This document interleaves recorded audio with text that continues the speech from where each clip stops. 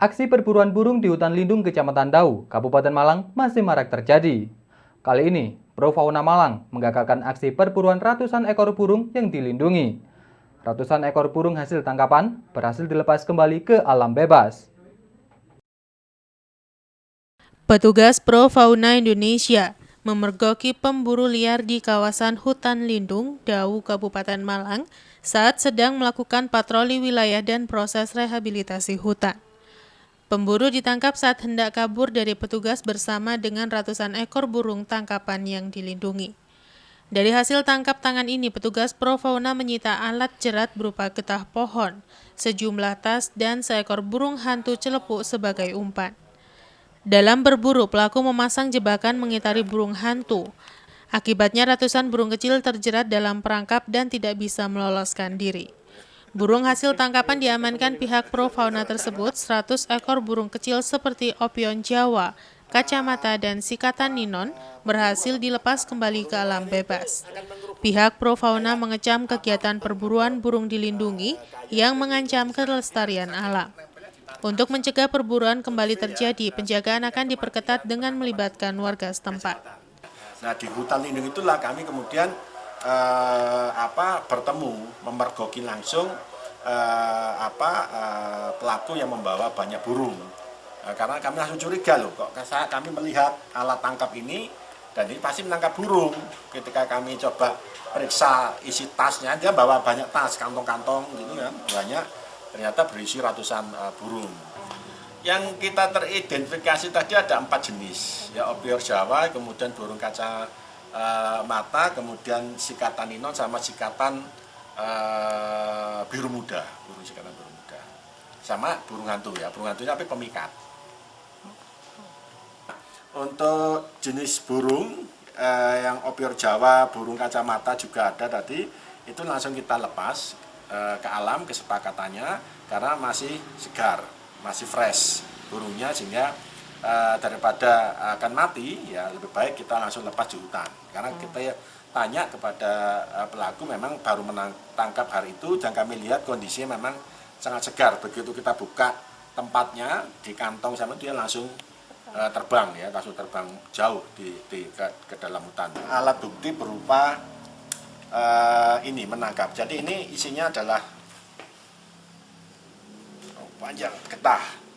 Ya, ini getah. Ini getah. Dan nanti ini akan ditancapkan, ditaruh di di pohon-pohon atau di semak-semak. Nah, untuk menarik burung itu datang menggunakan umpan namanya burung hantu. Nah, burung hantu jenis celepuk ya. Jadi ini burung hantu seperti ini. Nah, kenapa kok burung hantu? Ini uniknya memang kalau ada dipasang burung hantu seperti ini, burung-burung kecil, burung-burung berkinca itu akan datang untuk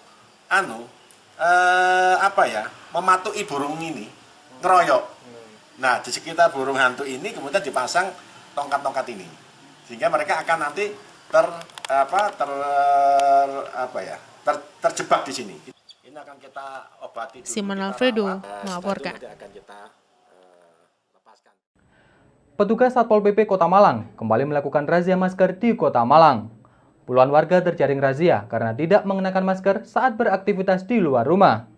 Warga yang terjaring razia dihukum bernyanyi lagu Indonesia Raya dan push up. Kesadaran warga untuk mengenakan masker saat berada di luar rumah ternyata masih minim. Hal ini terbukti dari puluhan warga yang terjaring razia petugas Satpol PP saat operasi penggunaan masker di depan kantor Balai Kota Malang. Dalam operasi yang dipimpin langsung oleh Wali Kota Malang, sebanyak lebih dari 35 warga atau pengguna jalan terpaksa disanksi petugas karena tidak memakai masker saat beraktivitas di luar rumah. Warga yang terjaring razia ini oleh petugas diberikan sanksi menyanyikan lagu kebangsaan Indonesia Raya dan push up. Warga juga mengucapkan janji untuk selalu memakai masker saat berada di luar rumah. Wali Kota Malang Sutiaji mengatakan bahwa salah satu upaya untuk mengendalikan penyebaran COVID-19 yakni kedisiplinan dalam menjaga protokol kesehatan, salah satunya memakai masker. Untuk itu, warga Kota Malang diwajibkan untuk memakai masker sesuai Inpres nomor 6 dan Perda Kota Malang.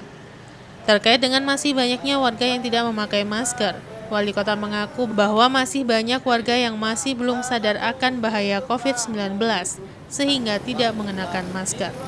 Sementara, operasi atau razia masker akan rutin dilakukan guna memutus mata rantai penyebaran COVID-19 di Kota Malang. Untuk salah satu di antara untuk pengendalian penularan ini harus kita disiplin.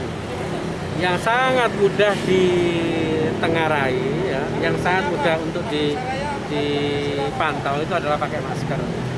Karena pakai masker ini bisa mengurangi ya penyebaran COVID-19. Terlebih sudah ada impres keharusan kita untuk mengamankan itu. Apalagi kita sudah ada perwal, pergubnya sudah ada, ya, perda sudah ada. Artinya bahwa kita harus bersama-sama untuk taat dan patuh pada itu. Ini bukan kewajiban, masker itu kebutuhan sekarang, ya.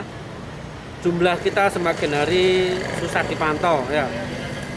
Ada klaster ABC yang orang itu tidak apa-apa ternyata ini. Dan yang perlu kami sampaikan ada informasi sekarang malah yang namanya virus ini tidak ada gejala, tiba-tiba 2 hari dia sudah meninggal dunia. Tadi kan kita lihat aja lebih dari 20% lah yang tidak pakai. Belum lagi sudah itu dia enggak masih. Pemicunya apa kira-kira Pak? Masih Ya kesadaran, balik kepada kesadaran dirinya sendiri, ya. Ya. penindakannya tadi apa aja Pak? Tadi disuruh baca Pancasila aja banyak yang enggak hafal, ya. 5, 6. Simon Alfredo melaporkan. Belum membaiknya kondisi penumpang angkutan umum jenis mikrolet dikeluhkan para sopir. Mereka berharap penanganan COVID-19 bisa berjalan dengan maksimal sehingga penumpang bisa kembali ramai. Sudah hampir lebih dari 6 bulan sejak awal penyebaran COVID-19, kondisi penumpang angkutan umum jenis mikrolet menurun drastis, sehingga memberatkan biaya operasional para sopir. Belum membaiknya kondisi penumpang ini berdampak pula pada berkurangnya armada yang beroperasi di hampir sebagian besar terminal di Malang Raya. Para sopir ini harus menanggung beban biaya operasional BBM, sementara hasil yang diperoleh seringkali tidak bisa menutupi pengeluaran. Seperti yang terlihat di kawasan Tumpang, Kabupaten Malang. Angkutan umum jenis mikrolet dari berbagai jurusan, Tumpang Arjosari, Tumpang Tajinan, Tumpang Wajak, terlihat menunggu penumpang di pinggir jalan karena sepinya penumpang di dalam terminal. Tidak hanya itu, banyak sopir yang keluar dari terminal dengan kondisi kosong penumpang dan berharap mendapatkan penumpang di jalan. Menurut salah seorang sopir mikrolet menjelaskan, saat ini merupakan saat terberat bagi para sopir, di mana anjloknya jumlah penumpang dalam waktu yang lama. Di lokasi kawasan Terminal Tumpang, aktivitas angkutan umum berjalan normal dan para sopir berharap penanganan COVID-19 bisa berjalan maksimal sehingga kondisi bisa semakin membaik dan ada harapan sekolah kembali bisa tatap muka sehingga penumpang bisa kembali meningkat. Ya agak sepi. Agak sepi Pak ya? Iya. Sepi Pak ya? Ini anak sekolah kan liburan, Ya.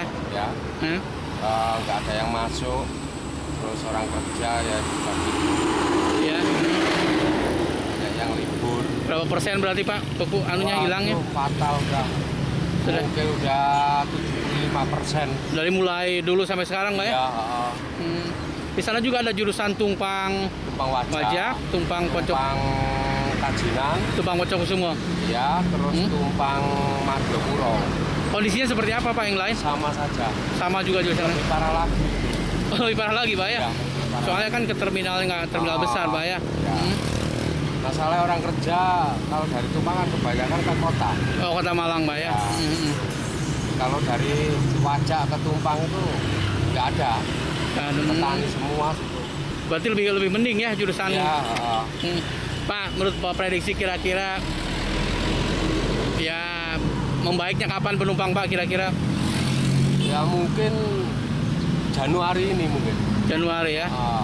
Kalau siswa sudah Masuk kembali. masuk hari kondisi bisa Ya, prediksinya Januari. bisa membaik Pak ya? Dulu sebelum COVID itu sebelum ada yang corona lumayan penumpangnya Pak ya? Ya ada aja. Kan yang kalau supir TA ini ya apa itu Tapi di Jakakno itu anak sekolah itu. Oh, anak sekolah itu, sama Pak ya. orang kerja. Orang kerja, Pak ya. Ya. Iwan Dikmawan melaporkan. Terima kasih Anda masih bersama kami dalam Info 7 Malang Raya. Akibat kurang maksimalnya pemeliharaan dan masih menjadi tanaman pengganti pada musim kemarau setelah sayuran dan padi, hasil panen jagung sering tidak maksimal. Padahal dalam kondisi tertentu, harga jual bisa lebih mahal dari sayuran. Menjadi tanaman pengganti setelah padi dan sayuran pada musim kemarau, tanaman jagung cukup banyak ditanam petani di wilayah Kabupaten Malang. Tanaman jagung ini tersebar di beberapa wilayah diantaranya Tajinan, Wajah, Bulu Lawang, dan beberapa wilayah lainnya.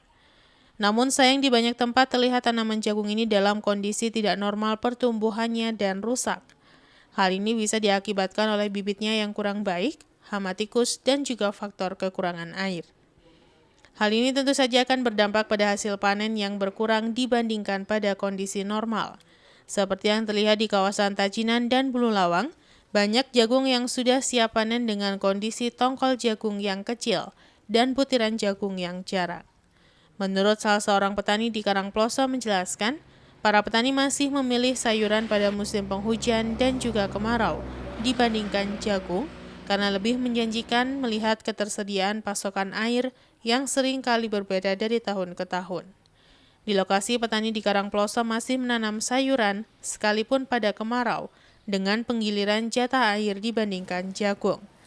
Walaupun pada kondisi tertentu seperti saat ini, harga jual jagung bisa lebih mahal dibandingkan komoditi sayuran. Orang cenderung jadi banyak yang mayoritas Ya. mayoritas yang buat sayur. Nah, kalau kemarau itu baru jagung. Berjagung. Lebih menguntungkan berarti, Pak ya? Ya, betul. Lebih menguntungkan sayuran, Pak ya? Ya. Jadi jagung itu masih selingan aja berarti, Pak ya? Ya. Ketika kemarau, ketika air berkurang, baru jagung, Pak ya? Ya. Padahal untuk harga sayuran saat ini juga Sama ada anjlok. anjlok, Pak ya? Jagung juga anjlok, Pak ya? Jagung berapa sekarang pada dengar?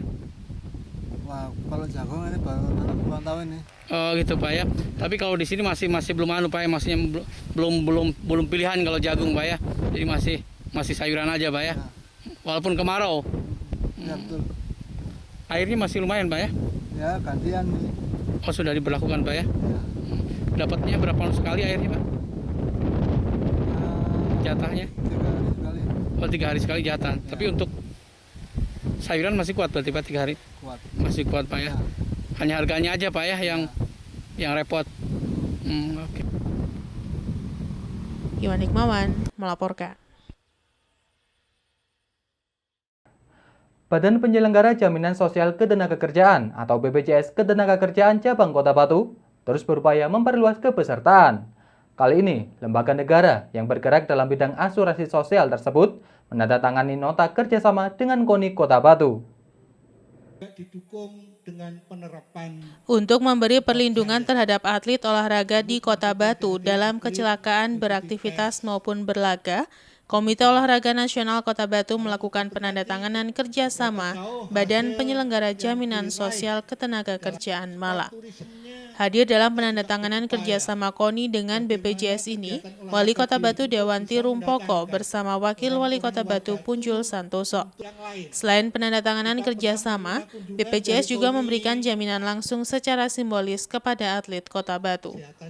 Kepala Kantor Cabang BPJS Malang menjelaskan, dengan adanya kerjasama ini, BPJS Ketenagakerjaan akan memberikan perlindungan atau proteksi terhadap para atlet dan ofisial Kota Batu. Adapun kompensasi yang diberikan berupa asuransi jaminan kecelakaan. Manfaat yang diberikan berupa kompensasi dan rehabilitasi bagi para atlet dan ofisial yang mengalami kecelakaan atau cedera, termasuk kecelakaan yang terjadi dalam perjalanan saat beraktivitas. Dan apabila terjadi kecelakaan, hak-hak yang diterima oleh para atlet atau ofisial, yaitu rawat inap di rumah sakit pemerintah kelas 1, biaya perawatan dan pengobatan sampai sembuh, jika sampai mengalami cacat akan diberikan santunan cacat. Yang pertama-tama kami mengucapkan terima kasih kepada pemerintah Kota Batu yang sudah peduli untuk memberikan perlindungannya kepada seluruh ofisial, pelatih, dan atletnya, sehingga dalam latihan juga nanti dalam pertandingan mereka merasa aman dan bisa meningkatkan prestasinya dalam cabang olahraga masing-masing. Harapan kami tidak hanya atlet yang ada di Kota Batu, jadi seluruh unsur profesi kegiatan yang ada di Batu itu juga terlindungi oleh program BPJS Tenagakerjaan. Kami hadir mewakili negara untuk memberikan kepastian perlindungan kepada seluruh unsur masyarakat agar terlindungi dalam program BPJS Tenagakerjaan. Syarat apa saja yang harus dipenuhi, Pak? Untuk persyaratannya mudah sekali, hanya KTP saja yang disampaikan ke kami untuk menjadi syarat peserta BPJS Tenagakerjaan.